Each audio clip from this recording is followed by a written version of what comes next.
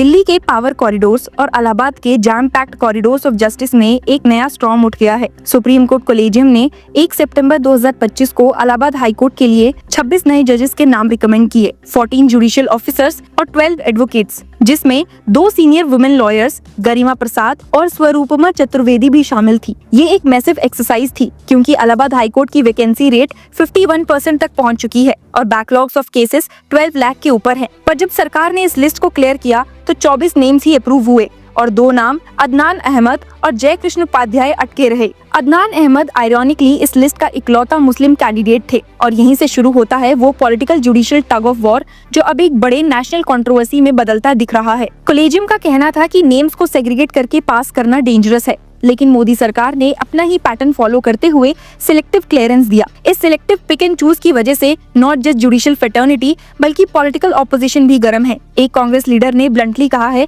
When the only Muslim name is kept pending, it is not oversight, it is messaging. BJP के supporters इसे एक procedural delay बताते हैं, पर narrative ये है कि कोलेजियम की सीनियरिटी रूल्स को खुला चैलेंज दिया गया है। अदनान अहमद लिस्ट में सीरियल नंबर 2 पर थे और अब उनकी सीनियरिटी कॉम्प्रोमाइज हो गई है।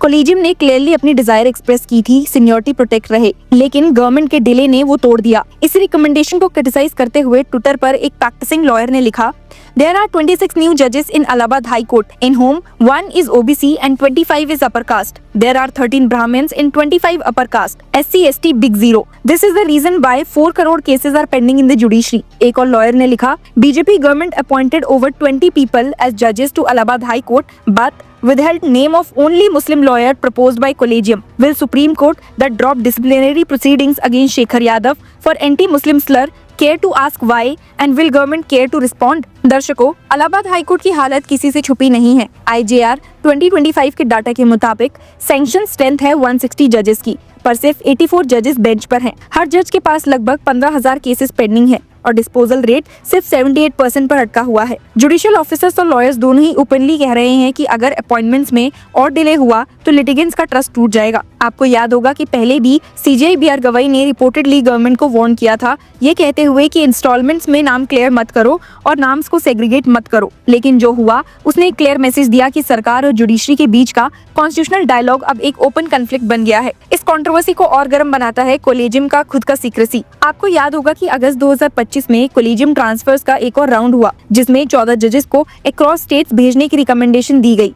खास बात यह है कि रीजंस भी ओपेक थे। जस्टिस अरुण मोंगा को दिल्ली हाई कोर्ट भेजने के 1 महीने बाद वापस राजस्थान ट्रांसफर कर दिया गया। जस्टिस अतुल श्रीधरन, जिन्होंने बीजेपी मिनिस्टर विजय शाह के खिलाफ सुओ मोटो एक्शन लिया था, उन्हें मध्य प्रदेश से छत्तीसगढ़ भेजने का फैसला हुआ। ये कोइंसिडेंस है या पॉलिटिकल कैलकुलेशन? पब्लिक को अब तक इसका जवाब नहीं मिला है। और फिर आई जस्टिस BV नागरत्न की डिसेंट का धमाका। कोलेजियम ने chief justice of Patna high court Vipul Manobhai Pancholi को सुप्रीम कोर्ट जज बनाने का रिकमेंडेशन दिया, लेकिन जस्टिस नागरत्ना ने इसे ओपनली अपोज किया और बोला, justice Pancholi's appointment to the supreme court would be counterproductive to the administration of justice. उनका पॉइंट सिंपल था कि 57th रैंक पर खड़े जज को एलिवेट करके 21 सीनियर चीफ जस्टिस को बाईपास करना क्या जस्टिफाइड है। उन्होंने ये भी हाईलाइट किया कि गुजरात हाई कोर्ट के 2 जजेस ऑलरेडी सुप्रीम कोर्ट में हैं और अब एक और को ऐड करना रिप्रेजेंटेशन बैलेंस बिगाड़ देगा। लेकिन CJI गवाई ने जस्टिस नागरत्ना का डिसेंट पब्लिक नहीं किया। ट्रांसपेरेंसी की सारी टॉक्स को एक झटके में रिवर्स कर दिया गया। CJAR जैसे अकाउंटेबिलिटी ग्रुप ने कहा, the statement issued by supreme court makes a mockery of earlier commitments of transparency. अब इसी के बैकड्रॉप में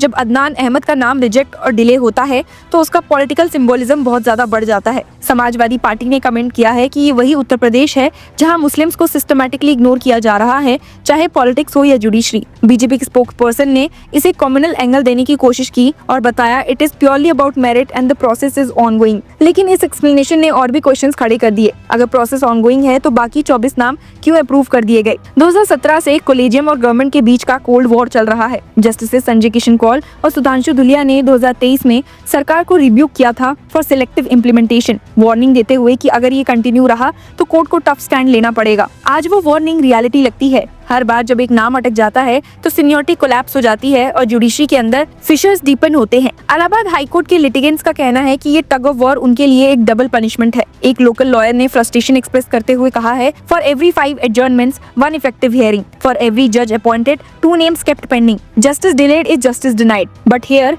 justice delayed is justice destroyed. ये ग्राउंड रियलिटी है और जब गवर्नेंस और जुडिशरी के बीच का ईगो क्लैश लिटिगेंट्स की जिंदगी पर डायरेक्ट इफेक्ट करता है तो वो सिर्फ इंस्टीट्यूशनल डिबेट नहीं बल्कि एक कॉन्स्टिट्यूशनल क्राइसिस बन जाता है। ट्रांसपेरेंसी की डिमांड सिर्फ जस्टिस नागरत्ना या अकाउंटेबिलिटी ग्रुप्स की नहीं है। जस्टिस चिलमेश्वर ने कोलेजियम बॉयकॉट किया था ट्रांसपेरेंसी के लिए।